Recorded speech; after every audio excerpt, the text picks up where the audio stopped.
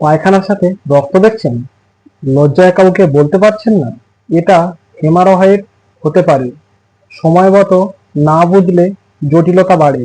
Piles কি?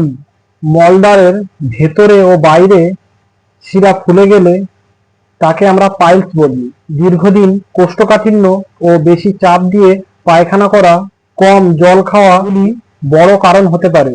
6টি সাধারণ লক্ষণ। পায়খানার সাথে টাটকা রক্ত পড়া, মলদ্বারে ব্যথা ও জ্বালা, বসলে অস্বস্তি, চুলকানি, মলদ্বারের বাইরের ফোলা অংশ, সম্পূর্ণ পায়খানার অনুভূতি।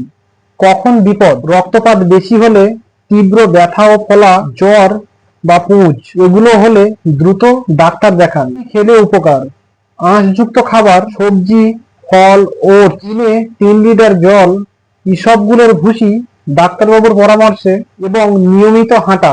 বেশি তেল মশলার তরকারি, দীর্ঘক্ষণ টয়লেটে বসে থাকা, কোষ্ঠকাঠিন্য, অবহেলা। চিকিৎসা কি? প্রাথমিক অবস্থায় ওষুধ ও ডায়েট নিয়ন্ত্রণ করা হয় এবং বেশি হলে লেজার বা সার্জারি লাগতে পারে। লজ্জা নয়, সচেতনতা দরকার। শুরুতেই ব্যবস্থা নিলে বড় বিপদ এড়ানো সম্ভব।